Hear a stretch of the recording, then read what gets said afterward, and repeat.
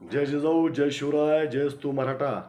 बांधवानो, आता सध्याचा काळ हा म्हणजे राजकीय लोकांच्या दिवाळीचा आहे.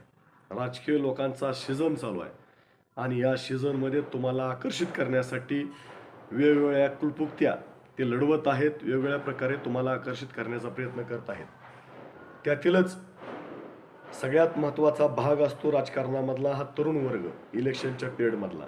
या तरुण वर्गाला आकर्षित करण्यासाठी राजकीय मंडळी सगळ्यात पहिल्यांदा त्या तरुण मुलांना कुठलं आमिष दाखवतात किंवा कुठल्या प्रकारे बळी पडतात किंवा कुठल्या प्रकारे आपल्या सोबत घेतात, तर ते म्हणजे व्यसनाच्या माध्यमातून.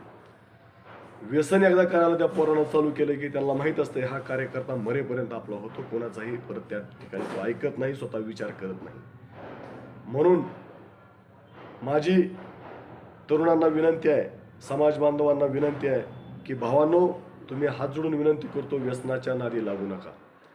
कुठलाही राजकीय पुढारी तुम्हाला त्या ठिकाणी आकर्षित करण्यासाठी, तुम्हाला वापरून घेण्यासाठी, तुम्हाला त्या ठिकाणी समाजामध्ये नाही ती कामं करून घेण्यासाठी व्यसनाच्या नादी लावेल, व्यसनामध्ये अडकवून ठेवेल. तुम्ही व्यसन करू नका पोरांनो. आत्ता जर व्यसनाच्या नादी लागला तर तुमचं पूर्ण आयुष्य बर्बादीकडे गेल्याशिवाय राहणार नाही.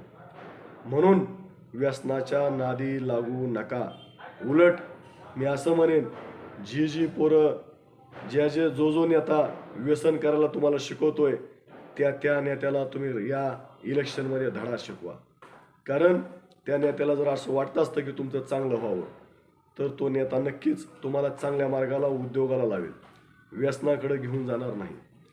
परंतु जर व्यसनाकडे घेऊन जात असतील तर लक्षात ठेवा, त्या नेत्याला तुमचं काहीही चांगलं करायचं नाही, उलट तुम्हाला बर्बाद करायचं. म्हणून व्यसन करणाऱ्याला उलट धडा शिकवा. त्याचबरोबर माझी पालकांना विनंती आहे समाजातल्या, की तुम्ही तुमच्या पोराकडे लक्ष द्या. मुलगा तुमचा नेत्याच्या प्रचाराला म्हणून जात असेल आणि रात्री 12-1ला जर घरी येत असेल, तर तुमचा मुलगा रात्री 12-1 पर्यंत काय करतो ही तपासायची जबाबदारी सुद्धा तुमची आहे.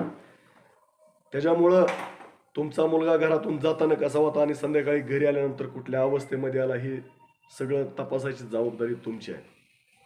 त्याचबरोबर मी पालकांना आव्हान करतोय की जो नेता तुमच्या किंवा शेजाऱ्या पाजाऱ्याच्या समाजातल्या कुठल्याही मुलाला व्यसन लावत असेल, तर त्याला येणाऱ्या इलेक्शनमध्ये धडा शिकवा. कुठलीही कीव करू नका. कारण त्याला जर तुमच्या लेकरा बाळाचं चांगलं करायचं असलं तर तो चांगल्या मार्गाला लावेल, शिक्षणाला लावेल, उद्योगधंद्याला लावेल, त्याला काय बँकेमधलं कर्ज काढून देईल.